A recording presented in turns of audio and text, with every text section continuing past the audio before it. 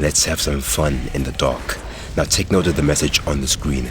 It's going to be very important later. So to start off this mission, I'm going to play a bit of peekaboo with those MTs up ahead. And we're just going to weaken them one round by one round. And there they are, taken care of. Now just hop in and get in the building. That's where the fun really begins. Don't know what lies ahead. Be careful. Not gonna lie, that match is making me a bit concerned. But now to go ahead and attack this roomba MT.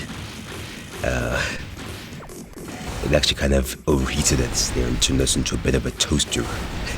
So let's keep heading down the building and let's make sure we don't get toasted by these roomba ACs. And now here's another MT. As you can see, it's one of these ones again with a shield. So you just gotta play some peekaboo, wait for them to open the shield, and that's when you attack. Now obviously if you don't care about ammo, or you just have lots of it, then you can just keep shooting at them even when they've got the shields up. So we just pretty much just expose ourselves only to hit them. And there it is, just like that. So now go ahead and double check if there's anyone else on the ground. Thankfully there isn't, but now we realize there are two doors here. Which one should we take? So I decided to take this one since there are less enemies. Then just double check the map. It turns out there's just a small room there. Maybe there's a hidden part in there. Let's go ahead and see what the case is. It's one of these roomba MTs again. And they hit me with the flamethrowers there. Nearly hitting 2,000 degrees. Not exactly what you want. But I didn't really see anything interesting there, so that was just a waste of AP. We really won't need the AP later on. Or as I blade badly again.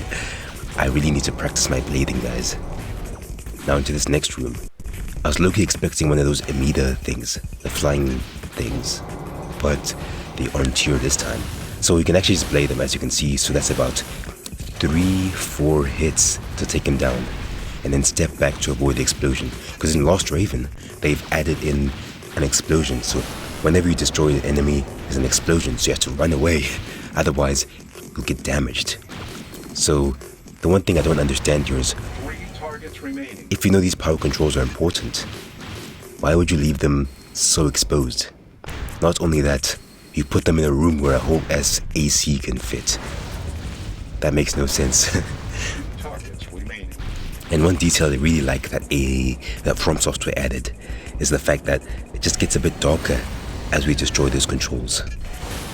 So there's another guy. Finally, I don't get hit with a flamethrower. You can see how slowly the AC turns, and that's kind of what makes these indoor missions a bit tedious. I wonder if hover legs are a bit better at that. But here's another one. Just go ahead and put the target as center as possible in that aiming box, and we take him down. And now it looks like there's two of them. Let's see if I can hit them. Unfortunately not. Man, my blading really needs some practice. Again. And here's the final control. Hit it, and boom. The facility has been disabled. Clear out. Now once again, From Software making you think technically, not all head parts have night vision. It looks like reinforcements. So you have to make sure you pick a head part with night vision, otherwise you'll see literally nothing in here. And it'll make the mission super difficult, or more difficult than it needs to be. So now as you run through the hallways, I recognize something there. Hopefully it's just an MT, no big deal. But let's go ahead and see what's up. Oh, I'm not prepared. So one thing I hate about this particular fight, this is such a cramped area to fight in. So I'm pretty much trying to run away every single time, trying to get all the way to the other side of the room just to avoid this guy. And remember when Sheila said you're free to leave? You can actually leave, but From Software wouldn't make it that easy now, would they? So the door is actually somewhere here, but it's not easy to access. So you're pretty much just forced to fight until you can find the exit.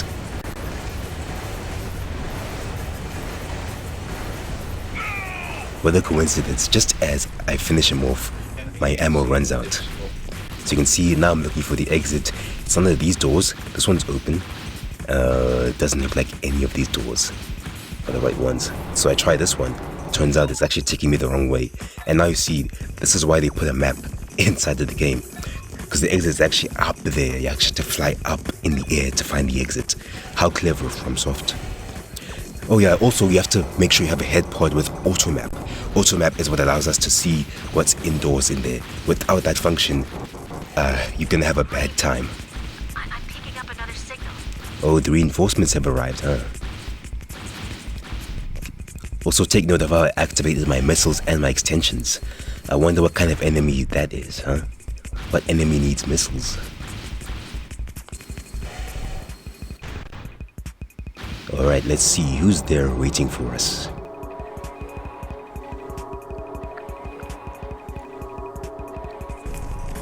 What is that thing? It's a tank pulvey, a pulverizer. I've never seen anything like it.